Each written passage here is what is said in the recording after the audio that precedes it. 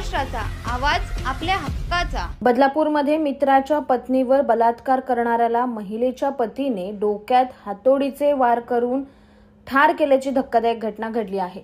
बदलापूरच्या शिरगाव परिसरात राहणाऱ्या नरेश आणि सुशांत यांची चांगली मैत्री होती।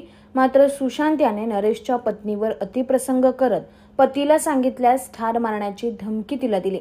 यानंतर आणखी काही वेळात त्याने तिला धमकी देत तिच्यावर अतिप्रसंग केला।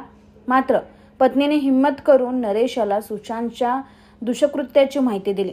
यानंतर नरेशने आपल्याला याबाबत काहीच माहिती नसल्याचं दाखवत 10 जानेवारी रोजी सुशांतला घरी बोलवलं। तिथे दुपारी या दोघांनी मद्यपान केलं। त्या रात्री सुशांत हा नरेशच्याच घरी मुक्कामी राहिला। पहाटेच्या सुमारास नरेशाने सुशांतच्या डोक्यात हातोडीचे वार केले आणि त्याची हत्या केली आणि अति दारू पिल्याने बाथरूममध्ये पडून सुशांतच्या डोक्याला दुखापत झाली आणि त्याचा मृत्यू झाला असा बनाव रचत पोलिसांना माहिती दिली। मात्र ज्यावेळेस सुशांत यांच्या पोस्टमॉर्टमचे रिपोर्ट आले त्यावेळेस नरेशने रचलेला बनाव उघड झाला आहे। 10 तारखेला दुपारी 2 वाजता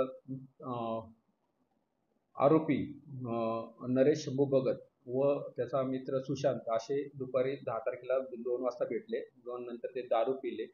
दारू पिल्यानंतर ते त्याच्या नरेशच्या घरी राहिले। घरी राहिल्यानंतर पहाटे 3 वाजल्याच्या सुमारास पोलीस स्टेशनला खबर मिळाली की सदर बाथरूममध्ये पडून त्याचा मित्र सुशांत हा बाथरूममध्ये पडून मयत झालेला आहे आणि त्याच्या डोक्याला मार लागला। अशा मिळालेल्या खबरीवरून आम्ही अपमृत्यू नोंद करण्यात आला। अपमृत्यू नोंद केल्यानंतर पोस्टमॉर्टममध्ये समजले की त्याला कोणत्या तरी गंभीर हत्याराने मारल्यामुळे त्याचा मयत झालेला आहे अशी माहिती प्राप्त झाल्याने नरेशकडे अधिक चौकशी करता त्याने गुन्ह्याची कबुली दिली की त्याच्या पत्नीबरोबर आरोपीने मयताने सुशांत याने काही दिवसापूर्वी अतिप्रसंग करून तिच्या नवऱ्याला ठार मारण्याची धमकी दिली होती। सांगितलं अशा कारणास्तव हे सांगितल्याने आरोपीत नरेश याने त्याच्या मित्राचा डोक्यात हातोडी व सळी डोक्यात मारून त्याचा मृत्यू घडून आणला